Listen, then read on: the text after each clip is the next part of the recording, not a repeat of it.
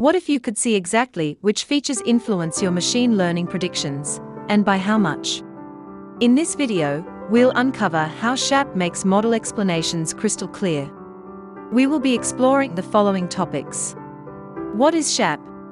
And how to use SHAP Python library to explain machine learning models. SHaP is a method of explaining machine learning model features.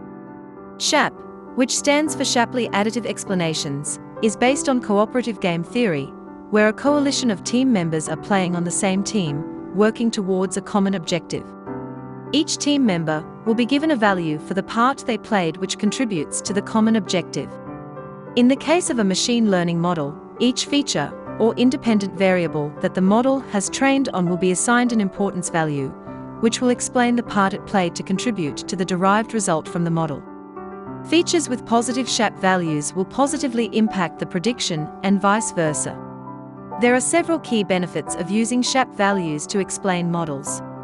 Firstly, it is model agnostic, being able to interpret any kind of machine learning models. Secondly, it is additive. As such, each feature can be dissected and attributed its contribution accordingly. Thirdly, it is able to drill down and make specific individual explanations for each set of data point predictions rather than just explaining feature importance on a generalized dataset. Apart from model explainability, there are other use cases for SHaP values, such as using it for data exploration and debugging. By having a breakdown view of the component features, you can explore the data and have a good sense of how the features are. Also, the ability to decompose the component features is great for debugging and finding out if there are any issues within the dataset. Now, let's move on to the application of SHaP on supervised machine learning models. We will be using Google Colab. We will first download the Kaggle dataset Spaceship Titanic.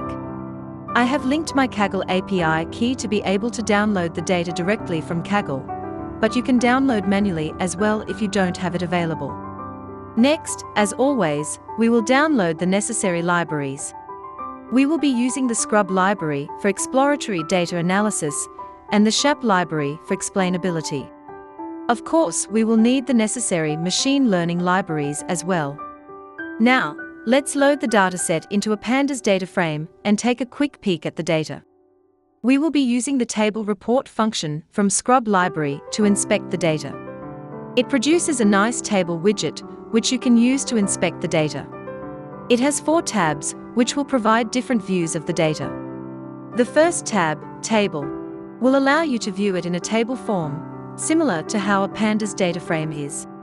If you select a field value, it will provide additional information in a small box below.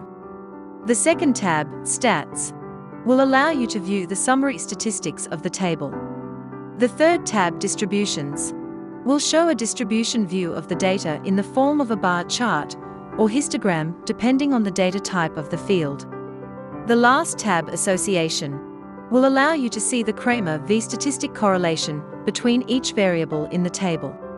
After we have inspected the data, we will move on to preprocessing the data and preparing it for machine learning training. Here, I will apply simple preprocessing to the data. I will first split the passenger ID and cabin fields to extract more features. As there are empty fields, I will fill them up with values.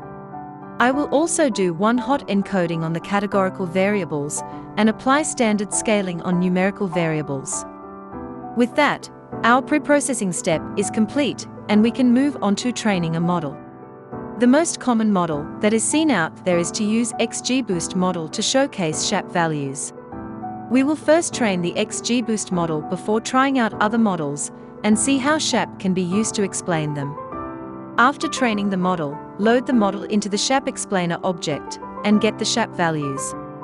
Once we have extracted the SHaP values from the explainer object, we can visualize the feature importance.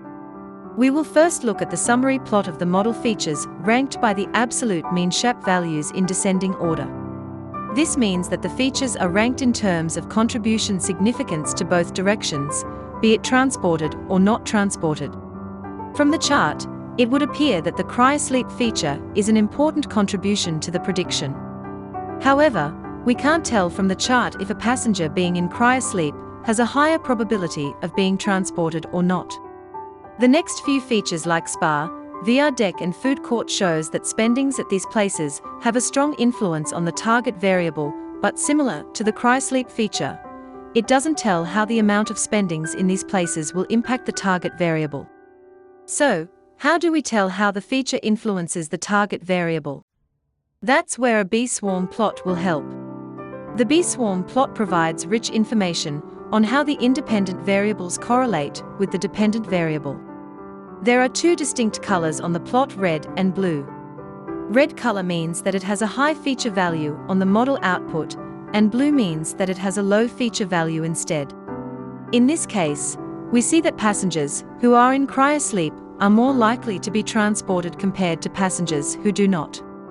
Also, for the next important features such as spa and VR deck, we can see that spendings on these places are inversely correlated with being transported or not.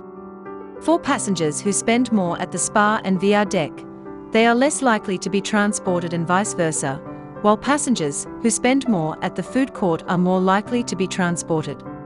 As such, the bee swarm plot provides additional information that allows us to see how the features influence the dependent variable. An interesting observation here, as well, is that for the feature cabin 3S, it is extracted from cabins on starboard versus port side. It seems that passengers who are staying in cabins on the starboard side are more likely to be transported as well. The above two plots provide a good overview of the dataset that was fed to the machine learning model. But suppose we want to find out or explain how the prediction is made for a given set of independent variables. What do we do then? Fret not, as we can use the waterfall plot to visualize it. Using the waterfall plot, we can see the precise contribution from the top few features. Each prediction starts from an expected average base SHAP value, and each feature will contribute to the SHAP value, which results in an aggregated SHAP value which will be used for the model predicted value. For this case, the expected average SHAP value is 0.007, and the aggregated SHAP value is 1.191. It is very obvious that cryosleep is a huge contributing feature, moving the SHAP value upwards by 1.15. This is in line with the graphs we saw previously, whereby cryosleep has a high average SHAP value impact, and cryosleep equals true tends to tilt the prediction towards the passenger being transported. Previously in the summary bar plot, we see that spendings at the spa and VR deck have a slightly high average SHAP value as well. However, here we can see that the spendings of this specific passenger is on the lower end, approximately 0.27 absolute magnitude, which is close to the mean of 0. So, they do not contribute much to the SHAP value. The cabin signs of G and S surprisingly contribute more instead. The last plot that I would like to show is called the force plot. Similar to the waterfall plot, it shows the contribution of the features for a single prediction, but for this case it presents the feature in a linear form, showing the push and pull of each feature like a tug of war, with the resulting aggregate SHAP value. We have seen the various plots of SHAP values. Now, let's take a closer look at the SHAP values. We will see how the model makes its prediction. For a selected row, we can see that the actual result is false, which means that the passenger is not transported. Unfortunately, the model predicted incorrectly, predicting 1, which means the passenger is transported. There are two values for the model's predicted probability, which corresponds to the binary target variable. The values are 0.23 and 0.77 for 0 and 1 respectively. This means that the model predicted that the passenger is transported with a probability of 77%. The average expected and incremental SHAP values of 0.007 and 1.18 corresponds with what we see in the previous waterfall plot as well and results in an aggregated SHAP value of 1.19. But wait, how do we interpret this value? How does the value translate into the probability prediction we saw earlier? So, it turns out that this value of 1.19 is actually the log normal value of the probability.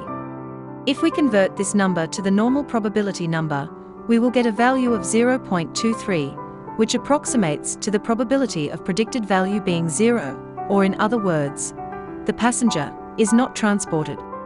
This allows us to see how the features impact the probability of prediction. We have just covered a walkthrough for XGBoost. In my notebook, I will be covering a couple more machine learning models for your reference. They are random forest, support vector machine, and a neural network. I won't be going in depth to them in this video, as they are mostly the same process as what I have covered for XGBoost, and you can go through them yourself in my notebook. Just a few things to note is that I have trained a support vector machine and neural network using a smaller subset of data to save time. Also, do be aware of the different types of explainers to be used for the different models. The results as expected would differ from model to model, and do note the different aggregate SHAP values as well for each model, as there are differences in interpretation across. We have used SHAP values to explain supervised machine learning models. Are we able to do the same for unsupervised machine learning models? Not entirely so, and to a lesser extent only. Here, I have trained a k-means clustering model set with 2 clusters. To save time, I trained it on a portion of the data set. Then, we will repeat and plot the same graphs as well. The performance for it is bad, and it picked up very different feature contributors compared to the supervised machine learning models, but you can see that features can be distilled for unsupervised machine learning models. So to recap, we have covered a brief introduction to Shapley values and have gone through implementation on various supervised machine learning models and an unsupervised machine learning model. Feel free to try out various training variations yourself. As always, I will be sharing the link to my notebook in the description section of the video. And that's the end. Do you have any thoughts on it? Feel free to comment in the comment box down below. If you liked this video and would like to see more content of this nature, please be sure to like and subscribe as well. Thanks for watching, and until next time.